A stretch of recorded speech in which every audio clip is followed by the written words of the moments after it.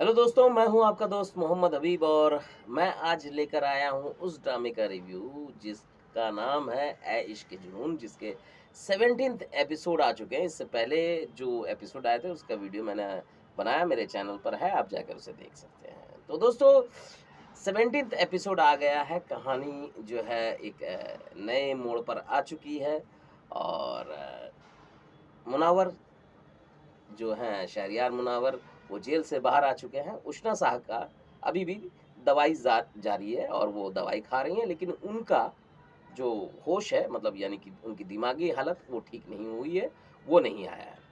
उधर उनका जो मंगेतर था, जो उनका कज़िन है, और वो इल्ज़ाम अपने सिर पे लेकर के 5 करोड़ के एवज़ में वो जेल जा चुका है। इधर शुजा असाद जो हैं वो विदेश भाग गए हैं, ठीक है ना? केस से बचने के लिए। माँ इधर गेम पे गेम खेल रही हैं और शहरयार मुनावर जो हैं वो बादस्तूर एक अच्छे बेटे के तौर पर अपनी खामोशी अख्तियार किए हुए हैं, लेकिन बीच-बीच में वो डोज़ माँ को देते रहते हैं और बाप के साथ उनकी वो जो खामोशी वाली जंग है वो जारी है। यही मुख्तसर कहानी है।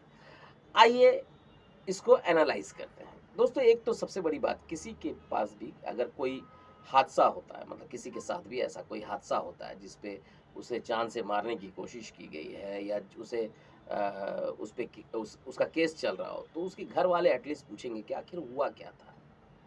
कैसे हुआ था? कैसे? तो आदमी सिलसिलेवार ढंग से बताता है कि ऐसा है, मैं पार्टी में गई थी, वहाँ पे ऐसा हुआ, वैसा हुआ। वो कोई नहीं पूछना, ना पुलिस पूछ रही है, ना उष्णा शाह के घर वाले पूछ रहे हैं। सब लाचार है, बस बेटी जितना बोल रही है, जो उसकी दिमागी हालत है, यही टाइम में देखिए, उसके दिमागी हालत को खराब होना। और यही टाइम में असद शुजा की जो वालिदा हैं, वो आकर के उष्णा शाह के दिमाग में ये डालती हैं कि तुम्हें अली नवाज़ के बेटे ने मारा। और वो नाम नहीं लेती है, अली नवाज़ का बेटा, और कन्फ्यूज़न पैदा करके शुजा को साइड कर दिया गया। और उसको उतना ही शॉट याद आते हैं, गज़ब का मतलब मेमोरी लॉस हुआ है उसको, कि उतने ही शॉट नज़र आते हैं जिसमें पैर दिख रहा है, जिसमें सही से विज़ुअल सही नहीं है, और वो उनके दिमाग में आ गया कि राहिम ने मुझे मारा है, बैठा दिया उसकी माँ ने, और वो राहिम के पीछे पड़ गई। और अब देखिए, डाइनिंग टेबल पे बैठ करके राहिम जो है अपनी वालिदा को टोंट कस रहा है।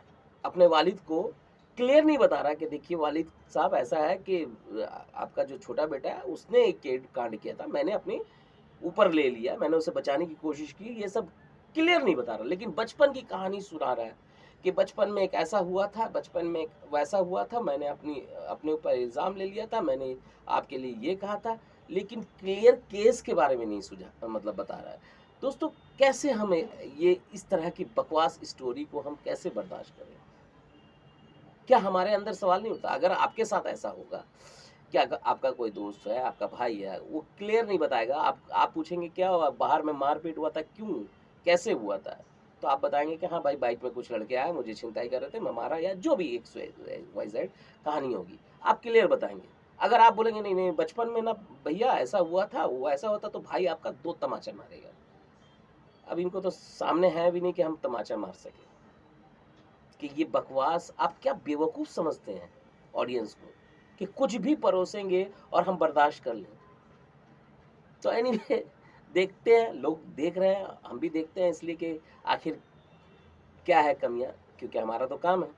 इसलिए हमें वीडियो बनाना रहता है उसके बारे में। अच्छी बातें होती है तो ज़द पत्तों का बन एक कमाल का ड्रामा था। पंचायत ड्रामा के बाद अगर कोई ड्रामा मतलब मुझे पसंद आया, पंचायत वेब सीरीज़ के बाद, तो वो ज़द पत्तों का वन था, जो गाँव की कहानी थी, उसी से मिलती-जुलती कहानी थी।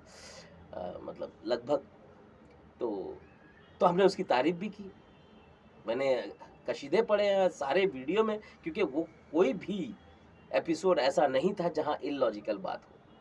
अभी तनमन नील ओनील भी है, उसी टीम की बनाई हुई, वो भी अच्छा ड्रामा है। तो हम तारीफ़ भी करते हैं, लेकिन जहाँ दोस्तों कमियाँ होगी तो वो तो बचेगा नहीं, तो बोलेंगे ही। तो यही बातें इस ड्रामे के बारे में थी जो मुझे लगा, और जो इलॉजिकल चल रहा है, पता नहीं शहरयार मुनावर सुना है कि इसे प्रोड्यूस कर रहे हैं, तो क्यों कर रहे हैं ऐसे बकवास ड्रामे, जबकि उनकी स्कूलिंग तो इंडिया से हुई है, वो तो ये इंडिया में रह करके सीख के गए हैं, तो इतना बकवास इलॉजिकल चीज़ों को वो परोस रहे हैं वहाँ पर, मुझे समझ में नहीं आया। तो पता नहीं, एनीवे उम्मीद करते हैं कि आगे अच्छा हो। हालाँकि ये ड्रामा हम पहले भी देख चुके हैं, चीख में भी यही उषा शाह थी, उनके साथ रेप होता है, उसमें वो मर जाती हैं, इसमें ज़िंदा है, सेम कहानी उसी तरह की है। तो यही बातें हैं दोस्तों, इसी तरह की बातें लेकर आता रहूँगा, मेरे साथ बने रहिए। मैं मिलता हूँ आपको अगले वीडियो में, तब तक के लिए अलविदा, अपना ख़्याल रखिए, लव यू ऑल।